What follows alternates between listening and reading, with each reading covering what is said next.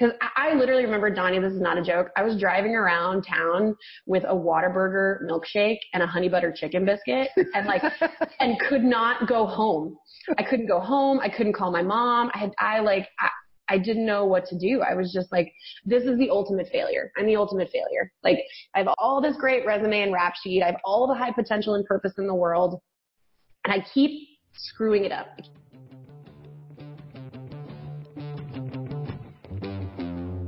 Hey, got something really cool I wanted to run by and let you know what's going on. So I'm starting a group that will start taking a deep dive into each one of these episodes. So we'll collectively come together and talk about the shows, talk about the guests. I'll be bringing back some of the guests to do some Q&A sessions and really take a further dive into their story, their journey, the episode, talk about, maybe some of the things you wish I would have asked on the episodes, do some Q&A sessions and the like. As a friend put it to me, it's really like a book club, but for the podcast. So a couple times a week, we'll go in, we'll break down the favorite shows of the week, and have cool discussions around everything that we've heard, we've learned, and want to know about their journey. Some of these guests will come in and they'll teach part of, what makes them awesome at what they do. And then, as always, I'll be providing regular value and content in this group. It's really cool because this only is going to cost $5 a month to join this group. And you'll be able to come in, interact with everybody else in there.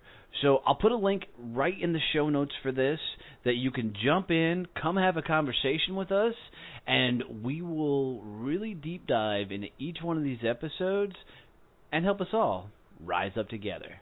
Thanks for tuning in, guys. It's going to be a great show today.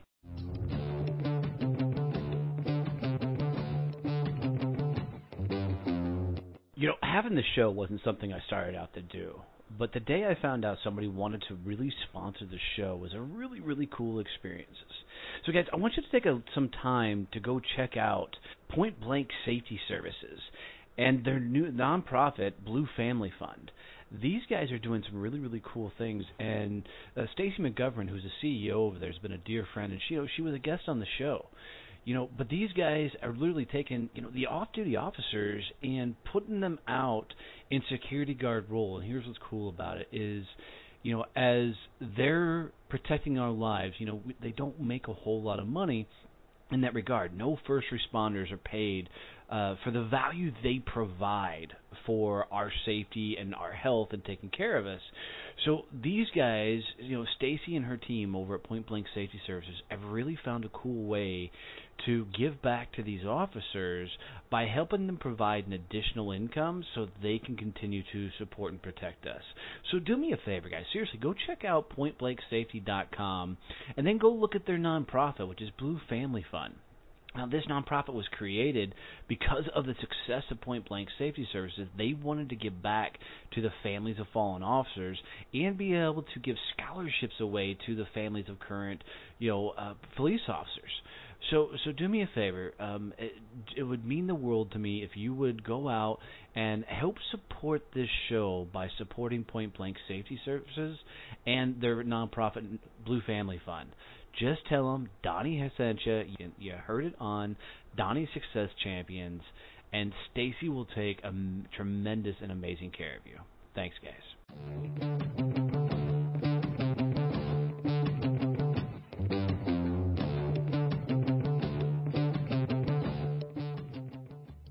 I'm bringing you a personal friend of mine, somebody who has an amazing story along the ride, Tracy Timm, and she's going to take us on our journey of everything she's been through and being literally on top of the world, but not chasing her passions in life, and then coming full circle around to creating her own business and helping others find their passions.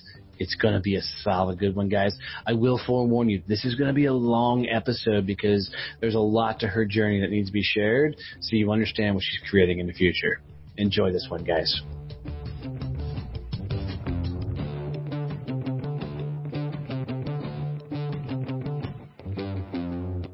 All right, guys, I'm really, really looking forward to this episode. And I know I say that a lot of times, but this is Miss Tracy Timm, man, and she has got one hell of a journey. I'm really excited to share her story with you. So, Miss Tracy, welcome to the show, my girl. Please share your journey, share your story. Tell us who the hell you are. Hey, Donnie. Thank you so much. I'm really excited to be here. I know it's been a long time coming. Right? I think we've had to schedule this a couple of times, so I'm glad we finally figured it out. I am good at that. I can reschedule. I live and die by my calendar, so there you go. But that's a busy life. That's kind of I've had since I can remember. I love my story, honestly. My story is exactly why I do what I do now. So yeah, I'm happy to, start all the way from the beginning. That's cool. Yeah, let's do it. All right. So it was a cold winter day. No.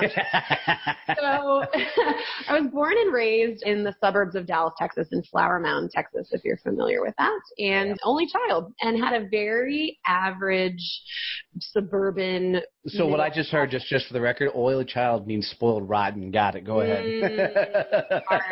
No, only child means all of our energy and focus goes on you, and you will be the busiest kid of all time. Especially if you're growing up in the early 90s, right? So I was born in 87.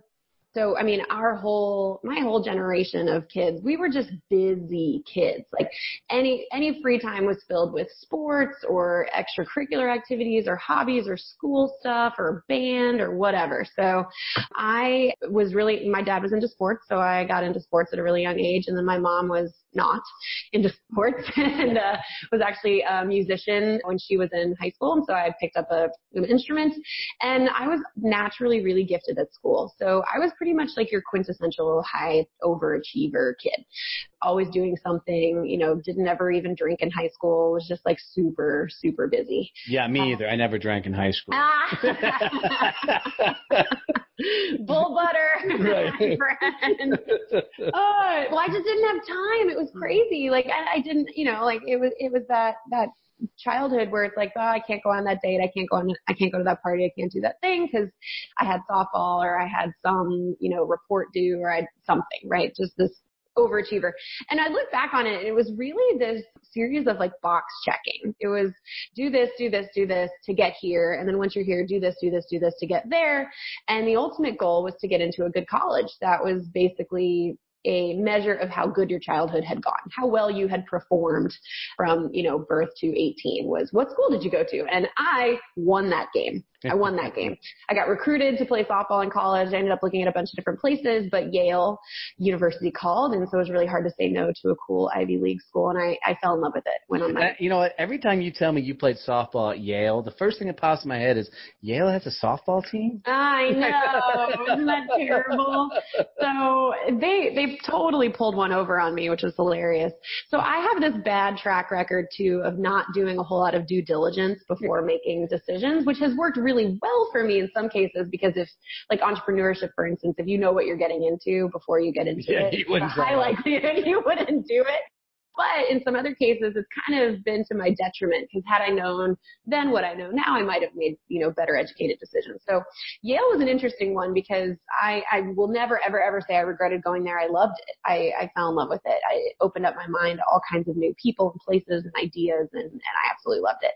But you're right. The softball team and the program itself was not, I don't want to just crap all over it, but it wasn't the best, right? It's freezing cold up there. It's Ivy League. Like most of your great softball players in the United States are going maybe to the West Coast, somewhere in Texas or in the sort of southern states. And then even now you've got places like Oregon and Washington and Northwestern that all have really great programs. But the Ivy Leagues are still lagging a little bit behind. So I went there on my recruiting trip in September. It was the first week of September. So it was gorgeous. It was like 72 degrees. Went to a football game, had the most amazing weekend, met a couple gorgeous human beings, and was like, I have to go here. They do that on purpose. Oh, I know. But so then fast forward a year or, half a year, or whatever it was, and it's February and we have 6 a.m. practices in February in Connecticut. You walk to the bus in, knee-high snow that they haven't plowed yet, and then you practice for 2 hours and in this freezing cold, indoor gym that's made of all glass, so there's no heat. Like, oh my God. It's where I thought I would go to, get better, and unfortunately I didn't. So that being what it is. But it was such an incredible experience. And I really just felt I loved Yale. I loved the whole vibe. And it was really where I was meant to be 100%. So then what happens after college? If you check all the boxes in college, you get good grades, you find something worthwhile to study, and then you have to get a job, right? Now this is where the story gets interesting, because Yale was the first place where I was able to let go of some of the box checking life. And I was like, oh my God, there's 2,000 classes that they offer every year. 2,000 classes in 70 plus majors. And so I read the entire blue book. It's probably now all online. Back then it was this 6x8, whatever book. And that's an odd shaped book. Either way, it was this little blue book that they would put out every year. Did this book have pictures in it? Because I can't imagine trying to consume that. It did not. Every single page was a full-on paragraph description of each class, and I read almost all of them. And so I just started taking things that sounded really interesting that I had never had the opportunity to look at before, because inside I'm actually a really big nerd, and I did well in school, but I really wanted to study something that I found interesting. I was kind of tired of that. So I did, philosophy and ethics and sociology and all kinds of stuff, and that's when I stumbled on psychology. And I took an intro psych class my freshman year, and honestly, the rest has been history, because I fell in love with it. And I realized that everything that I had loved prior to that, whether it was sports or anything about school or my friends or extracurricular activities or hobbies, it all came back to people and my inner fascination with why we do what we do and our behaviors and our motivations and our stories. And everybody has you do this, right, with your podcast. Everybody has such fascinating stories if you dig for them. So I decided to study that. I immediately decided this was going to be my major. I wanted to be about human behavior and about personal and professional development and all of that stuff. So like I said, absolutely loved it. What ended up happening was, if you have a degree in psychology and you're at Yale and you play sports, people don't really know what to do with you, right? Like you're about to graduate. So my senior year, I'm about to graduate in a year, and career fairs start happening, right? And they start talking about jobs and whatever. Now I have two of maybe the best parents ever, and got maybe one of the best, educations ever, best childhoods ever. I had no idea what I wanted to do for work. Zero. And in fact, my family and I had never, ever talked about it. All we ever talked about was getting a little bit better at softball, making a little bit better grades, getting a little bit better at softball, making a little bit better grades, and getting to a good school. And then that was it. And then I remember and obviously I grew up in the suburbs north of Dallas, so Texas. My dad made me sign a sheet of paper before I went to college that said I wouldn't get married before I graduated. Otherwise, maybe tuition wasn't going to show up. So that's a good plan, dads out there listening. He did great. Great contract to sign with your daughters. He did so great. He was the best. We had a couple contracts like that. One of them was if I got a full ride to a D1 college, I would get a Porsche. And I was like, I had to give up the Porsche to go to Yale. How funny is that? That sounds like such a douchebag thing to say, but I was never going to get a Porsche, let's be honest. The only reason I got to stay at Yale was because they changed the financial aid program. Otherwise, I would have only made it a year. That's how much my family was sacrificing for me to go there. I worked 3 jobs the entire time I was there. I find that important to tell people. No, it is absolutely important. I mean, because when people hear Yale, they hear, the softball thing, they think it's all sunshine and rainbows. Yeah. Yeah. So I worked 3 jobs. My parents only paid half the tuition because the school paid the other half through need-based aid. And half the tuition of Yale is still, half of a lot is a lot. But we did it, and we did it together as a family, and I was really proud of that. So when I was graduating, not only did I have the pressure that Yale puts on you to really get an impressive looking job and a quote unquote Yale-ish job, right? You went here, so thus you should work there. But I also felt really indebted to my family, and that if I didn't make back the money that they had spent on putting me through that school, that I had done something wrong. Right. So, and what I see now as a coach of young professionals is it doesn't matter where the pressure comes from. There's so much pressure in your early 20s to get the right kind of job and to be on this path really, really early and to know what you want and to be cruising towards it, because if you aren't, someone else is, and someone else is getting it, and the world's a zero-sum game and you're screwed. That's how people feel. That's exactly how I felt. So I remember walking around through this career fair my senior year. It's like September, so we're supposed to, of course, have our job by October. Otherwise, you're a failure. And and I'm like, well, I don't want to work for Anheuser-Busch or Abercrombie, and I don't want to work for anybody in finance or consulting. I definitely don't want to work in politics. Had no desire to do that. And Yale really kind of pushes you towards a couple of those big pictures. It's Fortune 500 companies. It's finance and consulting. It's maybe NGO nonprofits, maybe grad school, and definitely working for the government. Well, they want you to make all that money, not to pay back your student loans, so you'll donate money back to them for the next addition to the school. There you go. And you'll be in positions of power. Right. In some capacity, right, to then pass along the influence that Yale has, right? And I get it. Like, what people need to understand is that colleges are institutions just like anything else, and they're there to make money. Yeah, they're a business. Yeah, absolutely. Right? Yep. So, of course, they want you to go get a really impressive-looking job or a job that pays a ton so they can have a great endowment and keep rolling down the road, right? And get their $50,000, $60,000 in tuition or whatever it is now. I'm waiting for that bubble to burst before I have kids. See how that goes. Well, by the time you have kids and they're old enough to go to colleges may not even exist. So who knows? It's going to be an interesting play in the next few years. It really is. So I'm about to graduate. I'm like trying to figure out what I want to do. None of these careers look interesting. And I had gone to career services and said, hey, like, I have no idea what I want to do. Here's my degree. Here's what I love to study.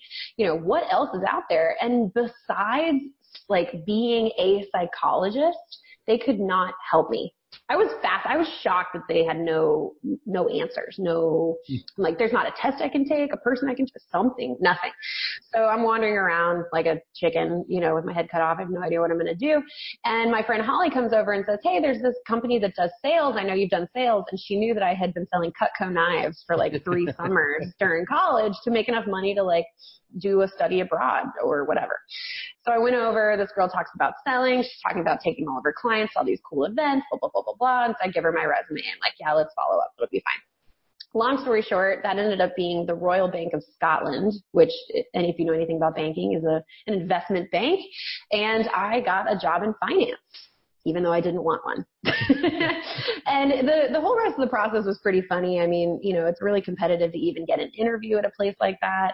So I didn't get an interview actually in the first round. I got waitlisted for an interview. And the only reason that I got interviewed, which is why I ended up getting this job, because I'm really good at interviewing, my resume said, you know, next to nothing about any interest in finance, was because a kid got swine flu. And I got his interview spot. So that's funny. Yep, and I found out literally 24 hours in advance, so I studied all night. I was on MSNBC for like 10 straight hours trying to figure out what the heck like the Dow was. That was my interview prep. That was it. It's bad. It's embarrassing. But I did that interview, and one of the few people I know that's celebrating the swine flu. I'm just saying. Right? I mean, thank God for the swine flu. So, well, maybe. After the next 2.5 years, I was not thanking God for. Well, I would have thanked God to personally get the swine flu. I was at that job. So I interviewed. I ended up killing the first round interview. The guys were like, "You were our best interview of the day. We love you, da, da, da." Because really, if you're interviewing for sales and trading, which is what I was looking at, you're sitting on the trading floor, not even an arm's length away from everybody else, for 12 plus hours a day. So they really, obviously they want you to be competent, but they really want you to be interesting to be around. And if you suck to spend 12 hours a day with, they're probably not going to hire you. So once I figured that out, I was like, wow, I just have to win these guys over. And that's my number one strength on StrengthsFinder is winning others over. So there we go. So I got through the second round and that whole thing, got the job offer, and the job offer was $70K base in 2010. This is while like people can't get jobs anywhere, right? And, you know, Wall Street's notorious for their bonuses, and I ended up getting almost that in my first year bonus. So my first year out of college, I did what everybody's trying to do, right? I made 6 figures. That seems to be the thing that I hear most often from people is, I want a 6-figure, you know, it's like the status symbol in the United States of I made it to 6 figures or whatever. So there I was living everybody else's dream, right? I was fresh out of college. I had a job that had a bunch of status. I'm living right outside of New York City. You know, I've got an expense account where I can spend $250 per head per person at dinners and drinks and whatever. I had, you know, a Lincoln Town Car service that took me everywhere. Like, you know, I had what people want, I think. And I know that because it's what people told me I should want. They were like, oh, you're so lucky. You make so much money. You have this super cool job, da, da, da, da, da. And meanwhile, increasingly over the next 2.5 years, I got so miserable that I barely wanted to meet new people or go on dates. I was self-medicating. This is how badly I didn't want to wake up and go to work. I didn't want to wake up, so I didn't want to go to sleep. So I couldn't sleep for the longest time. I used to take NyQuil and like red wine, like a perfect little mixture, to like go to bed so that I could get up in the next morning and actually go to work. Did that work? It works, but only for a short period of time. And then your tolerance goes up, and yeah, that's not where you want to be. That's like legit substance abuse. But but yeah, I mean, I remember the day that I was like, I would rather get into a car accident on my way to work than actually go there. And that's when I was like, oh, there's something really wrong here. So, you know, I know a lot of people go through that, and a lot of people are saying, hey, like, that's a first world problem. Work is hard. Suck it up. But I'm here to tell you, and the reason that I have the business that I have today is that every one of us has an insane amount of potential and a purpose in this world. Maybe not even just one purpose. Most of us have multiple purposes. At some point, you're a parent, or you're a spouse, or your job has an insanely cool fulfillment purpose. I mean, we're family, friends. We have so many purposes. But I'll tell you what's not your purpose. Your purpose is not to languish away in a horrible job that serves nobody, including you, and doesn't allow you to serve, right? It's just not true. And what I've found now is people who rest in that, people who are like, no, it's a first world problem. I should be lucky to have this, blah, blah, blah. Do you know how many people would kill to have the options that we have? To have the choices that we have? And for you to sit there and say, I have to do this. I don't have any options. I don't have any choices. You're basically looking at those people and spitting in their face. 100%. Right? I feel that seriously about it. So, but it took me a long time to realize that, because if you're in that miserable position and you feel like you don't have any other options and you feel like everybody's looking at you and thinking you have it great. I mean, even my parents, my dad, dear God, he probably told like the garbage people, like, my daughter works on Wall Street, blah, blah, blah, blah, you know, like, and I got to do cool things. I took them on a European cruise vacation one year. I got them really fun Christmas presents. Like, I bought them, this is the last thing I bought before I quit my job. I bought them for their 30th wedding anniversary tickets to see the Eagles in concert in Vegas in their last touring year, and paid for like their hotel and their tickets and everything. It was like, you guys go have an amazing 30th anniversary. Love you, whatever. And that felt great, right? It felt great that I made back the amount that they had invested in Yale in 2 years. It felt great that I could squirrel away a bunch of money. But it didn't outweigh the doom and the misery that I felt every single day going into the office. So I knew I had to make a change. So that's when I started reaching out for ideas for, you know, I literally reached back out to Yale and said, do you do anything for alumni? Again, I got sort of a big fat, not right now, nothing super helpful. And at that point, that's when the seed got planted for me, honestly, was that, okay, if even my Ivy League institution didn't have like a proven method to help their alumni figure out what they wanted to do with their lives, I bet you I could build it. I bet you if I figured this out for myself, I could reverse engineer it. I could help other people do it. And little did I know that the problem was the solution, that what I figured out I loved doing was exactly that, was helping people figure out what they love to do. What a crazy ride, even up to that point. I know, I was 25 and I was like, I have lived a lot of lives, and I'm post, which is why I ended up quitting that job without another job, re-enrolling myself in school and going on a semester at sea.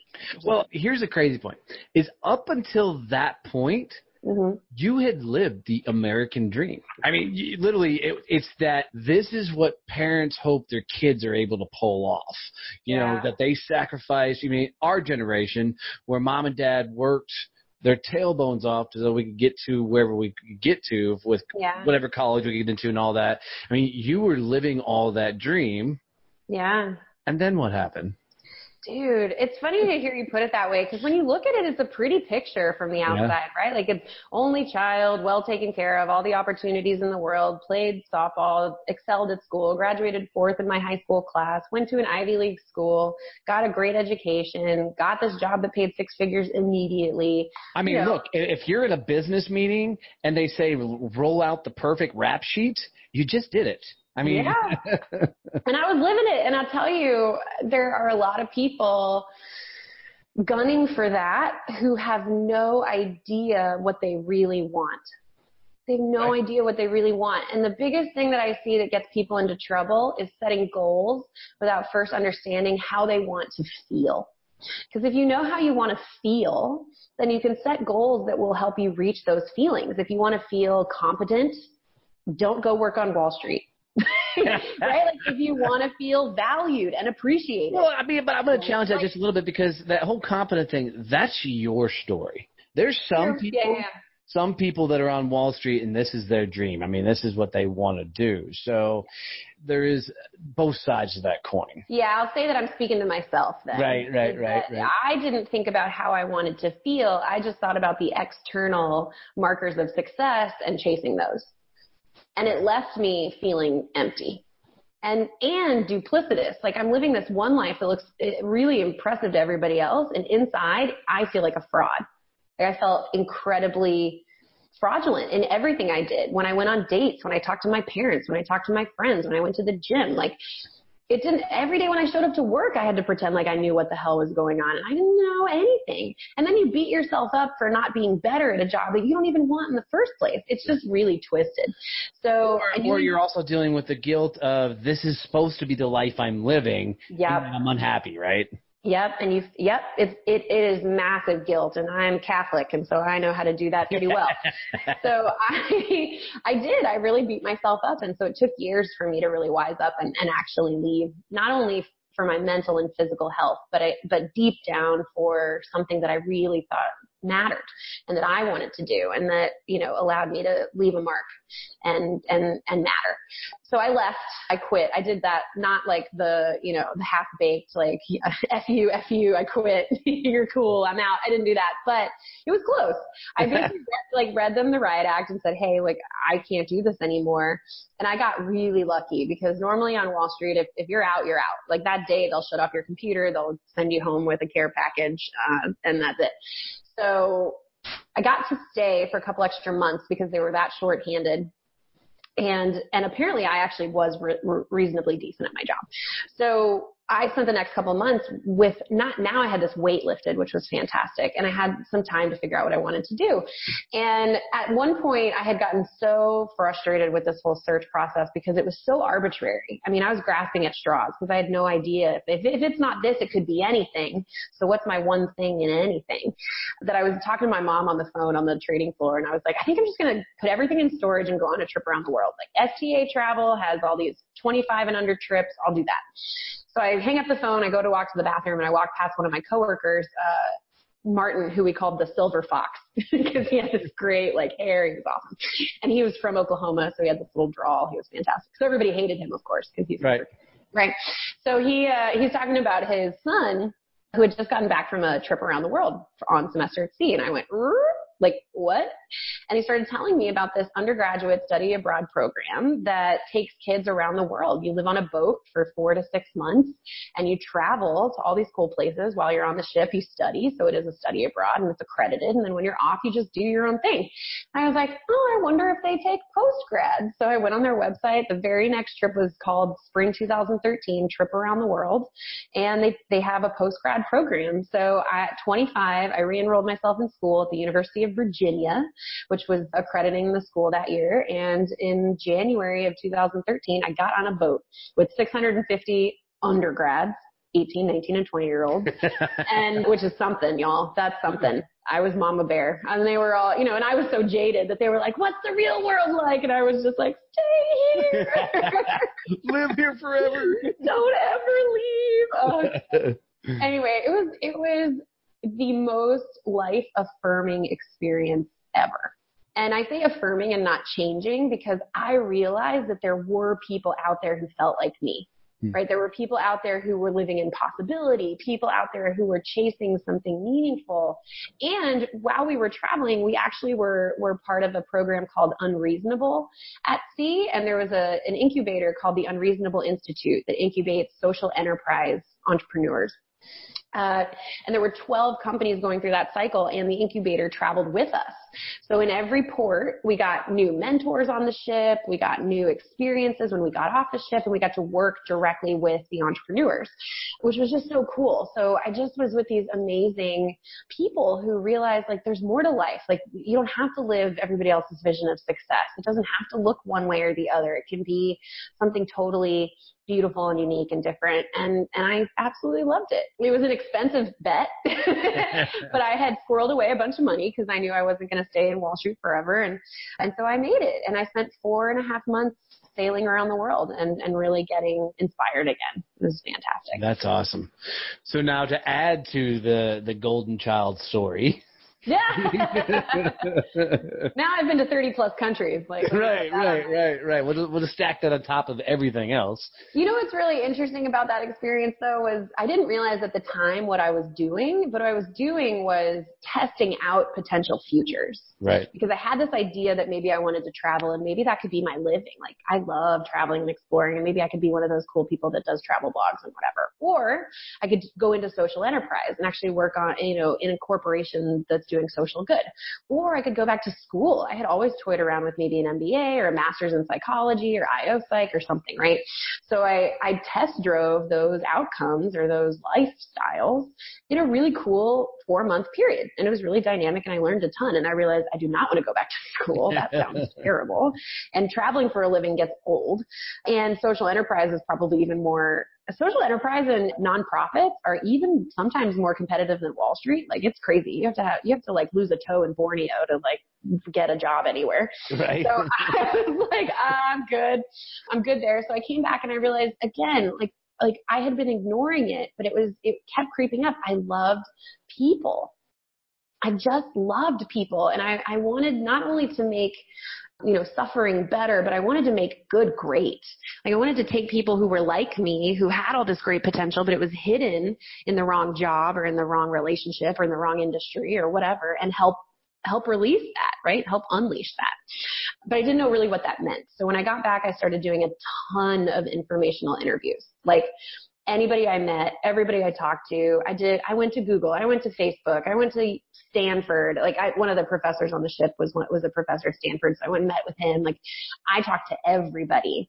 And slowly but surely I started to whittle it down to, some type of talent development, personal, professional development, something of that nature, right? I knew it wasn't HR, it wasn't benefits, it wasn't like that kind of stuff. It wasn't administrative, and it definitely wasn't starting my own business like right away. I wanted to learn more about talent development, about people. And get this is a great story, actually. This is really proof that if you sow seeds along the way, some of them are going to sprout.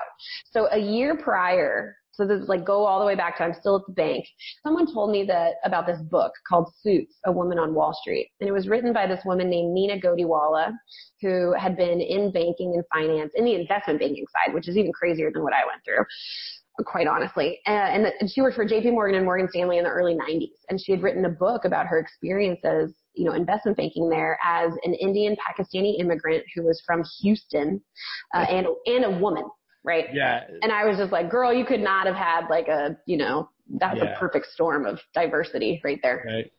So I read this book and was so inspired by this woman and her sort of tell-all and how she got out and what she decided to do afterwards that I found her email online somewhere, and I wrote her an email saying, I really think I'm you minus like 10, 20 years. Like, I'd love to connect and just learn more about your story.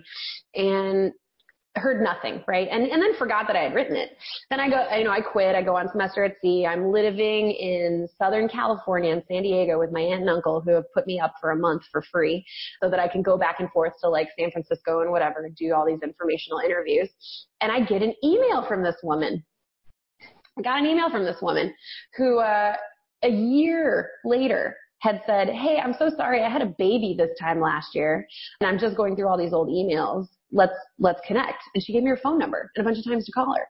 And I was like, who does that? Who does that? This is meaningful, and I'm a big believer in serendipity and the right thing at the right time, and was like, wow, I really need to call this woman.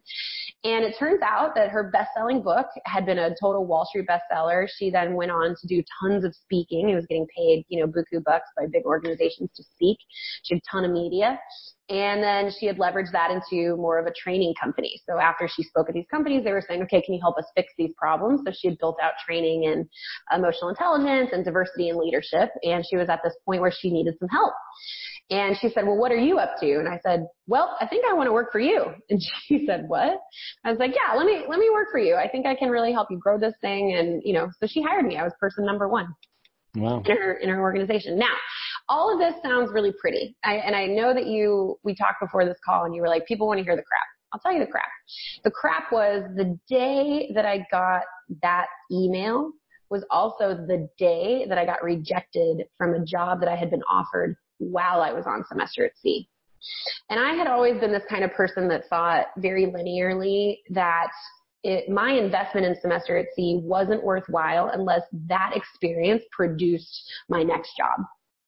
Right? It was just very black and white for me. And so the whole time I was on the ship, I felt all this pressure and stress. And I was recently asked if I could go back and do any of my life differently, would I? And I really don't have any regrets, but I do wish that I had just relaxed more on that trip and enjoyed it more for what it was, as opposed to putting so much pressure on it. But pressure I did. And by the end of the trip, I had met this guy named Jeff Hoffman, who's one of the co-founders of Priceline. And he's also a Yale grad. So he and I literally did this, Donnie. I'm not even kidding. If Jeff ever, finds out, I'll laugh, but I'm going to tell you and you're going to give it to the world. So that's fine. I knew he was on the ship and I had gone to see him speak and I wanted to meet him, but I wanted it to be like organic-ish and for it to be his idea if possible. So anytime I knew he was going to be on the ship, I would put on my Yale t-shirt and I would walk past him on purpose. And one day I got him. I was wearing my long sleeve, Yale gray t-shirt and he was like, Yale? I'm like, yeah, I went to school there. Why? He's like, I went to Yale. And I was like, no way. I knew that already. So he's like, oh my gosh, let's sit down. So I sit down and we have a great little 5-minute chat and he's like, let's meet up again. And I'm like, okay, cool. And so we meet up again. And then at the end of that meeting, he offered me a job, nice. Which is what I was getting for. It was what I was going for. So he offers me this really cool job in Chicago working at this startup that he had started with another guy called Color Jar.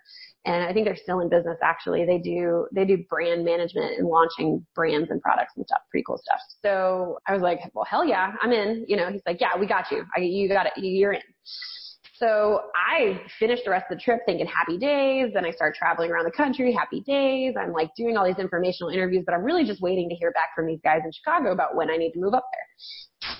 And I don't hear anything, and I don't hear anything, and I don't hear anything. And any of you who are listening to this who know anything about the startup world are probably laughing because nobody can just offer a job in a startup without knowing if there's a job and at what time and what it can get paid and whatever. So I finally found out, yeah, there's nothing for you here. We literally aren't hiring. We don't have the funding, whatever, right? Whatever excuse. Anyway, I was crushed. I thought I spent all this money. I went on this trip. I made this I quit this job. And now I'm going to be broke. I'm going to have to move home. I'm a failure. Right. And I got that email that same week as that email from Nina. So it's just everything I know, like you said, if the rap sheet, the resume, whatever sounds perfect, there are bumps along the road that are crushing that people don't read about or hear about. Yeah, dude, it's crazy because there's even a couple of things in there that I didn't even know, and hell, we've talked several times. These are feet. Here's interesting is I knew you went to work for that gal. I don't remember how long, but I'm pretty sure I know what you did right after that because that's when you went and started doing the assessments right after that one, right? Yeah, I started working for Nina. She was based in Houston, so that's why I moved back to Texas. That's what brought me back to Dallas, which is where I am now. And so I was working for her remotely for about a year, but she was paying me $15 an hour to do, business development and all kinds of admin and background stuff. And that didn't sustain a living. So I was also working at Lululemon seasonally. I was also freelancing and writing online content. I was also working at a local steak restaurant, which I was terrible at, I'll tell you what. And that's humility right there. You have a Yale degree and you've been all around the world and you have a Wall Street on your resume and you're like, how do you want your steak cooked? Like, that sucked. And get this, you won't even believe this. My old boss from the trading floor, who lives in Darien, Connecticut, walked into that steakhouse one day in the month. I only worked there for a month. In the month that I worked there, he walked down, sat in my effing section, and I didn't have the guts to wait on him. You passed it off. You passed it to another waiter. I gave it to somebody else. And that's another, like, I couldn't do it. I couldn't do it. And I wish I had, like, looking back, I wish I just sucked it up and done it, but I couldn't do it. My pride was just, and ego was too much. But, so I have all these, like, side jobs. I'm trying to figure out, you know, what I really, really want to do. And the more I worked for her, the more I realized, like, she probably didn't want to keep her business for very long. I love the idea of training and working directly with people and getting people better in different areas of their personal and professional life. And so I was definitely going that route. But she decided to go back into corporate, and there I was again freaking out. Like, what am I going to do? I'm going to have to get a job, like a real one. I'm going to have to go back into an office. Like, but you know, I would love to have dental again. That would be nice. So I started looking around, and again, I didn't do enough research. This is another time where I wish that I had the guts to figure out that this was the wrong thing for me instead of allow fear to keep me from doing the deeper research, to say no confidently. So I started working for actually a company that was one of her vendors, and they built training resources for other businesses. So like if X, Y, and Z company wants to do a new webinar on some software that they purchased for their middle managers, like the company I worked for would build that webinar. And your female listeners will get this, and maybe your male listeners will get this too. Have you ever dated somebody who was way more into you at the get-go than you were into them? Yes. Right? Yes. They worship at your altar. They will buy you anything. They will give you whatever you want. And you're like, you know what? You constantly hear that. You're so awesome. You're so good looking. Yeah. So, you know, you're like, I like this feeling, right? And you're like, they like me so much. Maybe I should just give them a shot. Right? Like maybe I'll start to be more into it. So you're in, right? You're in this relationship. AKA I'm at this job. And slowly but surely, the honeymoon phase goes away. And the stark reality of the fact that I wasn't that into it starts to show, because not only am I human, but I'm also a heart on your sleeve kind of human. You know me. You can see from my face how I feel, and I could not hide it. And then they start to realize, well, oh, she's really not that into it. Why was I that into it? And maybe this isn't a great fit. And then you get dumped by the person you weren't that into in the first place. Does this ever happen to you? I don't think I've ever been dumped in that situation. Okay. I've definitely dumped. Yeah. But maybe you've been that person, right? That was like, I'm super into this girl, and then that happened. Yeah. Yeah, that happened. So it happened to me, and it happened to me in this job. They fired me. They fired me 3 months into this job. And I'll tell you what, if you think you're at a low when you're working at something that you semi-like, and then you take this other job out of fear and you're scared of losing it or whatever, and then you actually lose it, that's the lowest I think I've ever felt, like professionally. Because I literally remember, Donnie, this is not a joke, I was driving around town with a Whataburger milkshake and a honey butter chicken biscuit and could not go home. I couldn't go home. I couldn't call my mom. I didn't know what to do. I was just like, this is the ultimate failure. I'm the ultimate failure. Like, I have all this great resume and rap sheet. I have all the high potential and purpose in the world. And I keep screwing it up. I keep putting it in the wrong place. And this time I put it in the worst place because they let me go before I fired them. And I didn't even want to be there in the first place.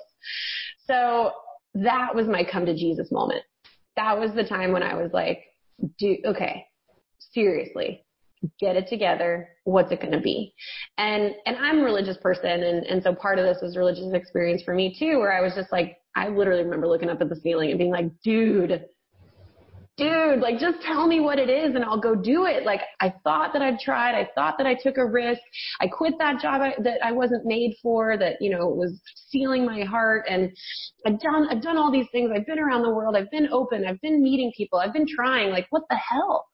Just what the actual hell? Like, what can I get some help? And honestly, you know, I don't get to talk to God directly a lot, but I heard this immediate response in my head that was like, you haven't really tried. You haven't really tried. I've given you what it is that you have a heart to do, and you just haven't done it yet. Go do it. And I knew what was on my heart was doing exactly right, helping people with this process of figuring out what they wanted to do. And it was that September 2014 that I decided to start my own business with that exact purpose of helping young professionals figure out, you know, who they are, what they want, why they want it, and how to go get it. Here's what's awesome about all of that is everything you've done, every job, every experience, every adventure, every portion of your journey led you to finally embracing who you are, opening your own freaking company, teaching others how to find themselves and find, you know, what do you call it? The third life crisis. Is that what it is? The quarter life crisis. That's what it is. That's what it is. It could be your third life, depending on how long you're going to live, you know. Well, for me, it's like an eighth of a life crisis. Yeah, right? Fair. I know. So funny. No, and it's always funny is we often forget that the experiences we go through are all the things that are teaching us and getting us prepared for what we're destined to do. 100%. So when you opened your own company that's now teaching people how to find what they want to be when they grow up. Yeah. I love that. Yeah. Right? It was all sunshine and rainbows, right? Oh, dude, yeah. I'm sitting here right now getting fanned. I have enough money to just hire a fan boy. Right. Golden chariots. No, it's been crazy. It's been so crazy. It's been 3.5 years. And I've learned a ton. I've learned so much. So I started out with that express purpose, right, of this is what I'm going to do. And you realize really quickly by talking to your target market and talking to people who've started similar businesses or coaching businesses or, you know, service-based businesses. And you realize, like, if you don't have massive capital or runway or an immediate, you know, like a big following to monetize, it takes a while to get any of that built up. You got to build, you know, your own unique, you know, your USP, if you will. For me, that was a particular coaching methodology that took some time to really harness and hone in on and then codify, you know, make it like my own thing and trademark it, whatever. And then you've got to find the right people and you've got to be relevant to them. And so what I realized early on was that I was going to need some type of bridge to get me up to speed on the things that I didn't know about career because I just hadn't worked for that many people, right? I didn't have like a very traditional career trajectory, and I knew a lot of my clients would. So I needed to learn a lot more about what companies wanted, what companies were looking for, what, you know, how they hired, how they engaged people, why they picked the certain people that they did, what that process looked like. And I got really, really fortunate in a lot of so again, this goes back to, I think the networking thing is huge. This is how opportunities come up for people. It's how serendipitous interactions happen. I talked to one girl who I had done CrossFit with when I lived in Connecticut, and she owned her own health and wellness coaching business. She had gone to high school with a guy who used behavioral assessments to help companies make better people decisions. And I love behavioral assessments. Like, my mom gave me what color is your parachute for Christmas when I was like 12. And then I had a degree in psychology, so I had taken tons of them, you know, Myers-Briggs and DISC and StrengthsFinder and what have you. But this one I had never heard of. It was called Predictive Index. So I reached out to that guy. He gave me a copy of the assessment. It took 5 minutes. I got my results and was like, holy shit, this is me on 2 pieces of paper. And not only that, but it was the version of me that if I had read that as a senior in college, I would never have taken that Wall Street job, because it told me not only who you are naturally, but then how that's valuable in a corporate setting. Right. So I was like, I have to find a way to work with this instrument. At the time, the way that the company was set up, they had exclusive territories and licensees who owned each of those territories. And so there was one guy in Texas, in Dallas specifically, who actually owned all of Texas. And the day that I had this phone call with this other guy, who I think was based in Annapolis, reading my results back to me, he told me about this guy who was based in Dallas. I looked at my phone, I looked at the Google Maps, and it said that guy was 0.7 miles away. And I was like, are you kidding me? Like, this is, again, this is meant to be. So I reached out to that guy, and long story short, the bridge business that I built while I was spending time focused on young professionals as well was working with companies using this behavioral assessment. And so it's been a really interesting 3.5 years where probably for the first 3 years, I spent 80% of my time doing that side of the business. It was more lucrative. It allowed me to learn a whole ton about the working world and about my potential young professional clients. And then I probably spent about 20%, maybe even 30% of my time focusing on building my methodology, coaching one-on-one, really becoming just a better all-around message deliverer, if that makes sense, right? Like getting my own stories together, getting my methodology together, trademarking my methodology, which is the Nth Degree Career Academy, which I have now. Do you know what I love about that particular time of your life? What? That's when I got to meet you. That's when we met.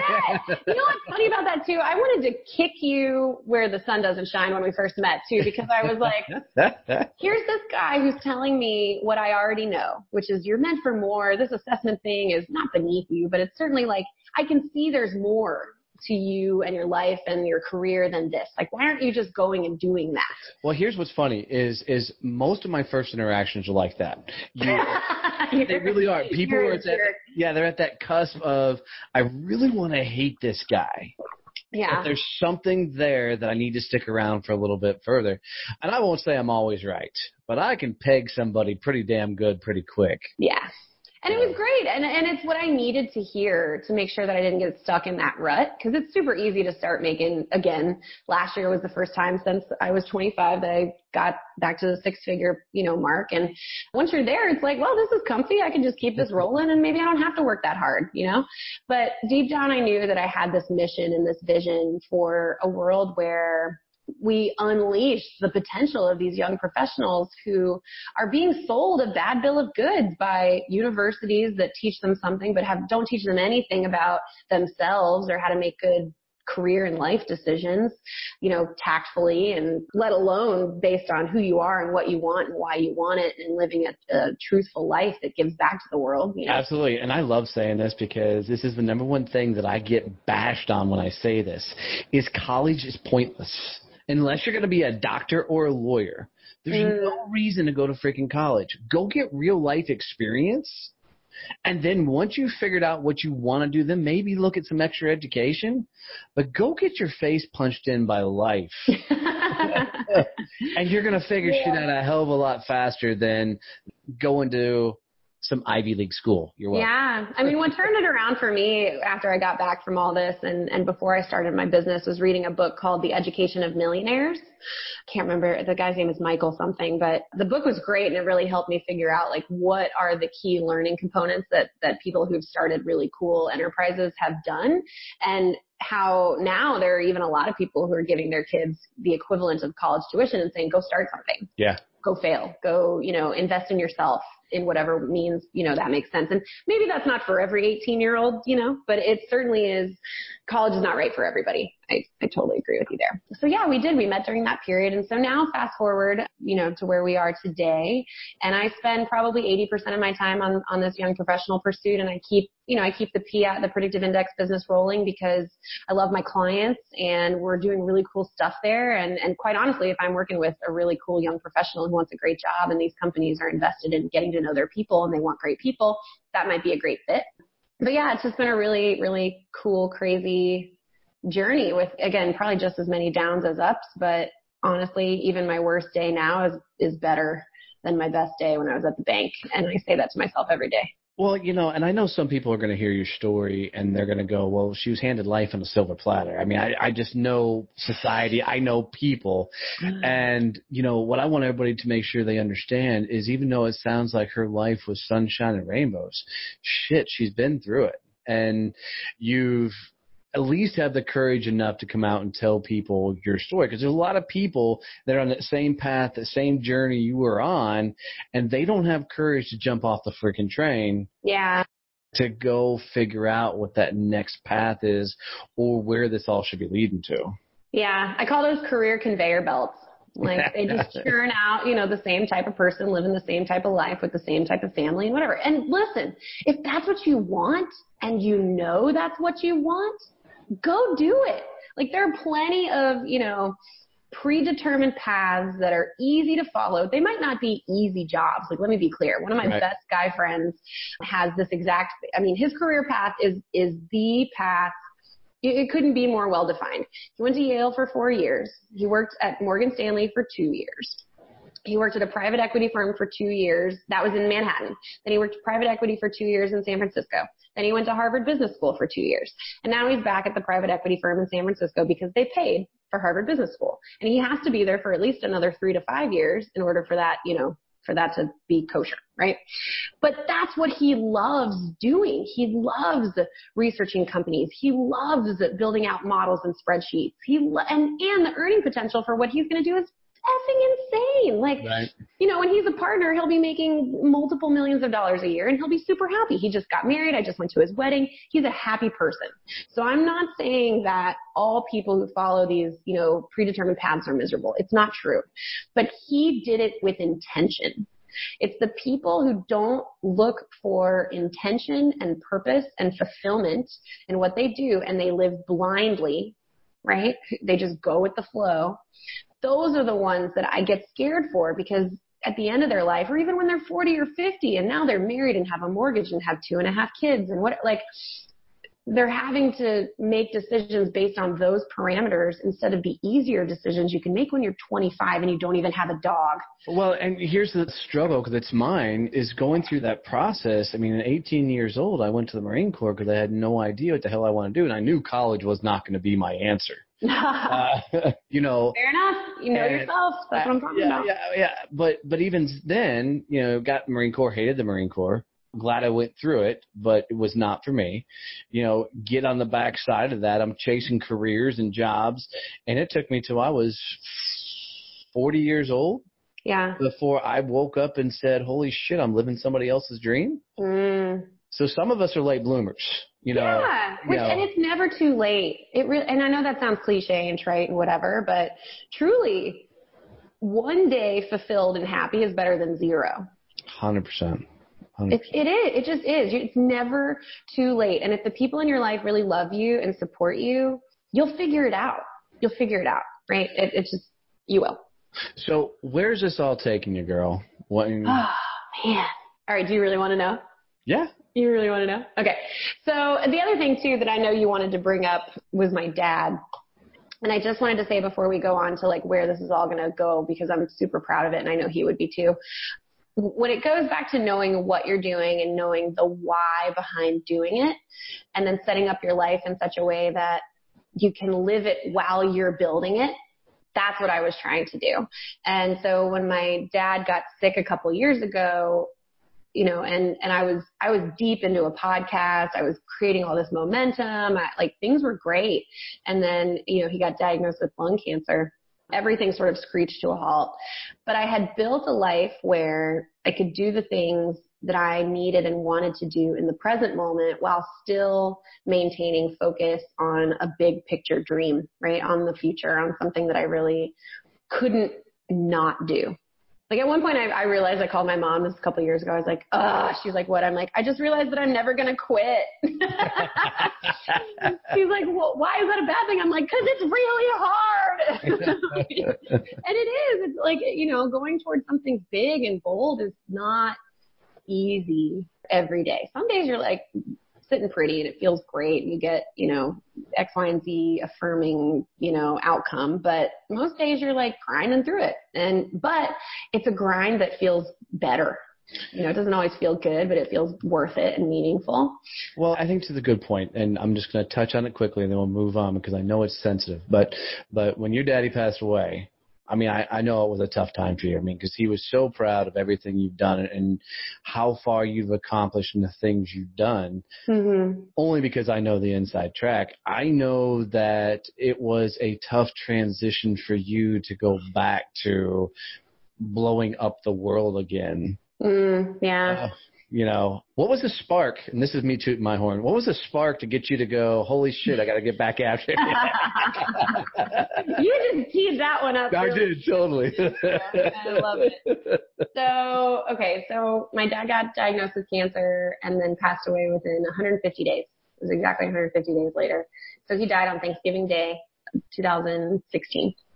And everything just came to a screeching halt after that. Like my mom and I, literally the day after his funeral, we went to Puerto Rico. We just sat on the beach for a week. We're like, I'm going to drink all the things and soak up all the rays and be numb. And we did that. But then I took, another however long off, maybe a month and a half.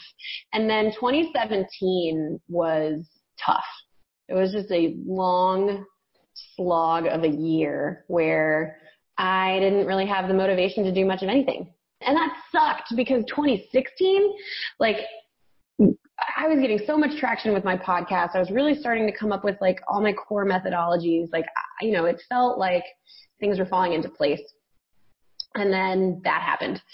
And the only thing that kept me going through that part was knowing that I was doing something that I loved. I would literally drag myself out of bed some days because I knew I had client meetings or a presentation I had to give, or I had a one-on-one coaching meeting or whatever. And I would drag, literally, craters in the floor behind me where my feet were to the car, to the thing. But then as soon as I was there and I was talking about behavior in the workplace, or I was talking about someone's genius zone, or I was helping somebody have a light bulb moment about their core values and how they hadn't been living them, and that's why they were miserable at their job, I came back to life every one of those interactions. And that's when I knew that I was in the right place. I was doing what I was supposed to do, and that I just needed to keep going, and that I'd probably, I'd come around. But I needed something more than that. And that's when you and I reconnected and had that really transformative conversation at the end of last year, so the end of 2017, where we talked about what's it going to take for you to get your fire back? Because I still had no motivation. I still felt really sucky and dragging my ass around everywhere. It just sucked. And it was because I hadn't really dealt with it. I definitely, some people, I poured myself into work. I worked 80-hour weeks, but that wasn't me. I was sleeping till noon. Let's be clear. But then I would get my work done, and I had my best year ever, 2017. I grew 50% year over year from 2016 in revenue, but I just wasn't myself.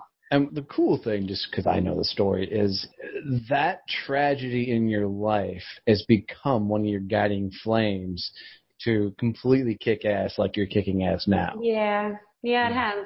It's kind of beautiful and poetic in that sense, because I just did not want to let go. I'm an only child. My dad was the reason I started playing softball. He was the one that, did everything for me that he could. And he had just come around. We had just solved all the Tracy quit softball in college. Why would she ever do that problems? We had just solved the, why would you ever quit a Wall Street job problems? And he actually finally understood what I did for a living, which took 2 years. And so he was so proud and so happy with what I was accomplishing, where I was going. And it just sucked. It just sucked that, he was gone and he was missing all the good stuff.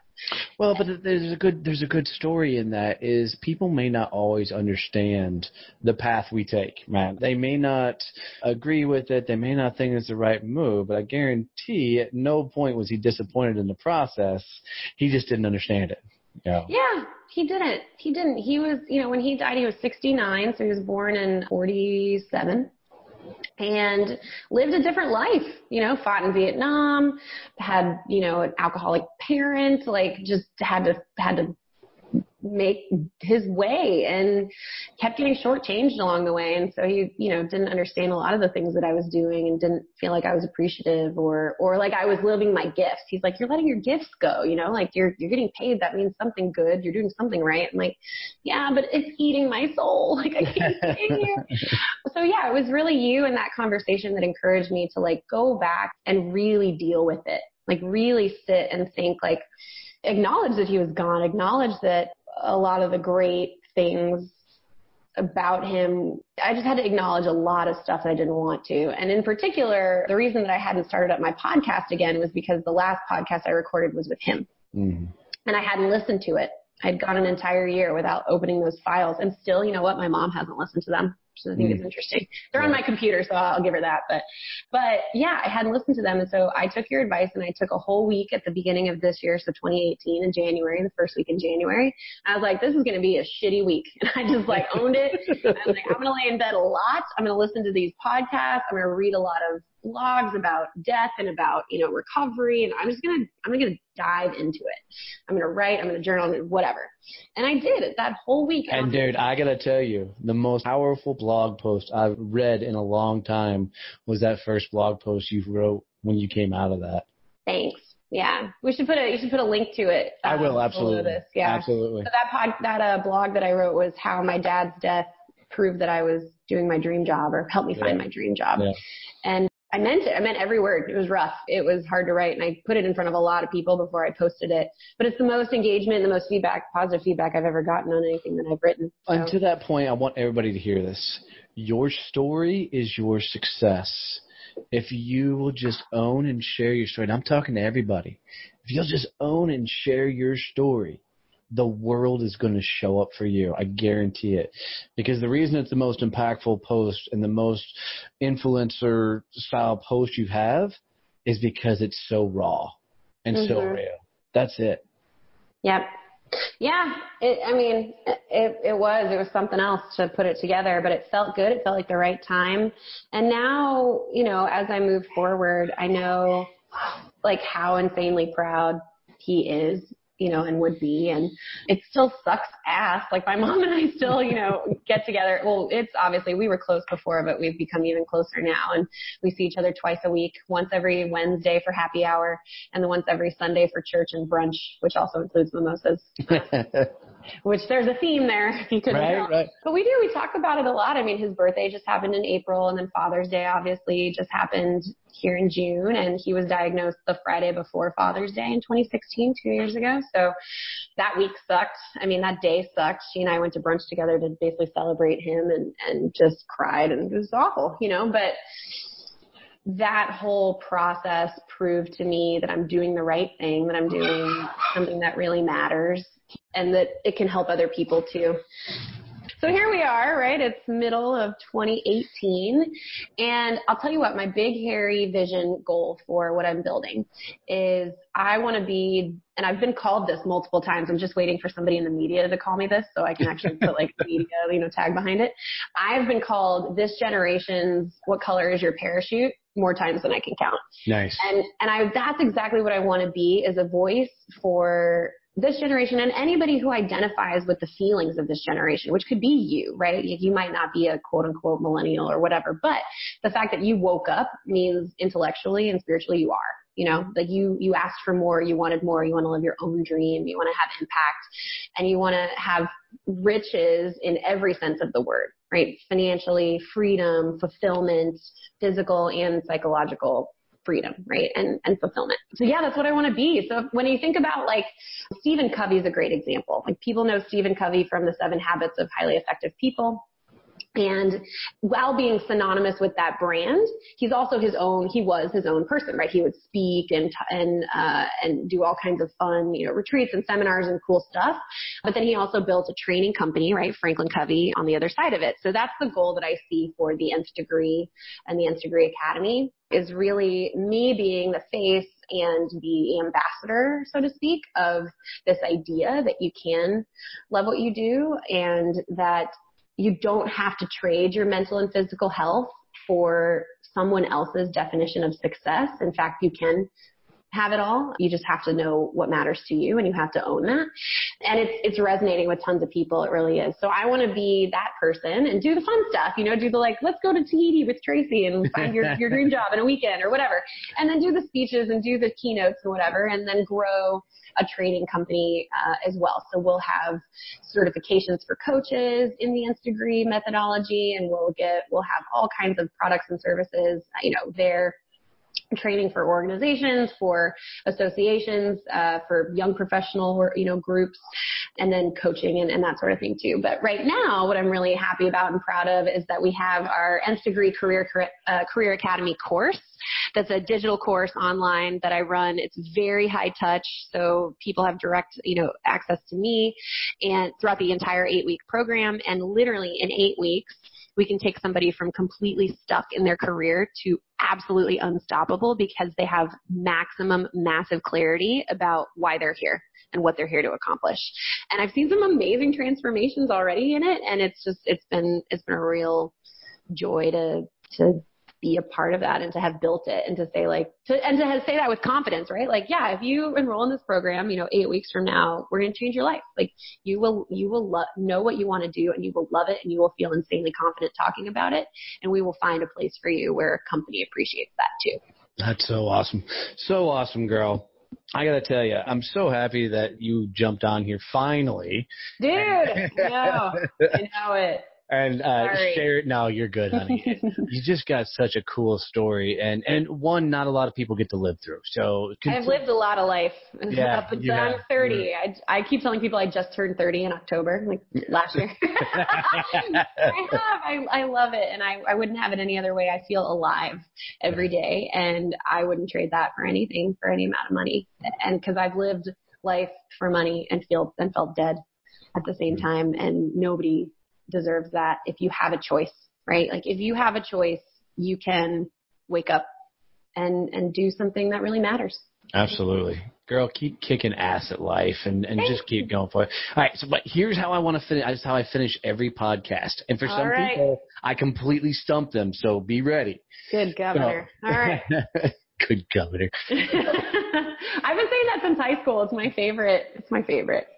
People never see it coming. It's definitely a right hook. All right. So if you were going to leave my audience with a quote, a phrase, a saying, something they could carry with them on their journey, something they can pull out of their tool belt, especially when they're stacked up against it and life's getting tough, what would be that phrase or quote you would tell them, use this? All right. I'm going to say it in a phrase and then I'm going to explain it. All right. You'll never regret doing more than you'll regret not doing. Here's why. So I have a psychology degree. I love flexing this whenever I can. In the research, there are only 2 types of regrets, and they call them sins. One are called sins of commission. The other is called sins of omission. Okay. Those are the only 2 types of regrets that exist in the human experience. And what they mean are sins of commission are regrets for things that you did wrong. So you cheated, you lied, you stole, whatever. You did something wrong, and then there's an outcome, some kind of consequence, right? And some kind of fallout, that you have to deal with. But there's a beginning, a middle, and end to the story, and so then you usually move on. May take some time, but, and you may have some horrible, drastic consequence from it, but whatever, you move on eventually. The other kind of regrets are called sins of omission, which is the exact opposite. They're regrets for things that you never did. Now, the truth behind this is that even when you choose not to make a decision, you're making a decision. Even though it feels like nothing's, you haven't made a decision because nothing's really changed, you made a choice. You chose not to do something. You chose not to say, I love you. You chose not to quit your job. You chose not to, advocate for whatever, right? Name a thing. And you regret not doing that. The tough part mentally and psychologically and quite honestly neurologically is that your brain wants to close the loop. Your brain wants a beginning, a middle, and an end so that it can move on, right? Your brain is there to solve problems. And it can't solve this one because there's no end, right? So guess what it does? It searches for an end. And that's why people are plagued with what ifs and coulda, woulda, shouldas and I wish I hads and da-da-da-da that can go on for your entire life because literally there is no actual end to the story. There are an infinite number of possible ends, but there's no actual end because you didn't do anything, so there's no outcome. You get this, right? Yep. So right, and your brain wants an end, but it will never get one. So literally, intellectually, psychologically, you will never regret doing something, taking action, quitting, saying something you wish you, right? You will never regret that more than not doing something. So whenever I come up against something hard, or I'm thinking, I can't do that, or what if, or whatever, I tell myself every time, you will regret not doing this. You will regret not doing this more than doing it and getting it wrong. It's the only thing that's helped me, like, literally, Donnie, this is not a joke. Like, I've gone up to a stranger in a bar because of this phrase. And I've just said, you know what? Maybe nothing will happen. Maybe whatever. Maybe you'll laugh in my face and I'll walk out and these 10 people I'll never want to see again. That's fine. But I'll always wonder, what if that was my man? You know, what if that was my dream? Whatever. So then every time now I put something out before it's ready, because I'll regret sitting on it. I'll regret not writing this post. I'll regret not putting this product out before I think it's ready, because that means I'll sit on it for another 6 months and it'll never come out and I'll miss the market window. Like, I'll regret not doing something always more than doing something and getting it wrong. So for me, and I learned that on semester C from a professor of psychology whose name is Bill Von Hippel. I think he works in Australia now, but he also was a Yale grad, which was fun. And he told me that, and he was like, it's always worth taking your shot. He called it your meaningful shot for the stars. It's always worth taking your meaningful shot for the stars, because you will never regret doing it more than you'll regret not doing it. That's beautiful. That's beautiful. Thanks, man. I love it, girl. Thank you so much for sharing your story. Thank you for being a badass. Thank you for continuing to kick ass at life. Keep rocking it, girl. I'm having so much fun watching from the cheap seats as you continue to kick ass. Oh, thanks. Well, if your people ever want to connect, the easiest way to get in touch with me is via email, and I am still taking on new people into this course. So it's my website is tracytimm.com, which is TracyTimm. And then my email is just tracy@tracytimm.com. So and guys, we will put all this in the show notes as well, so you have easy access to it. But great stuff. Go figure out your journey, find your destiny by hooking up with Tracy. So awesome. Thank you, dear. Thanks, Donnie.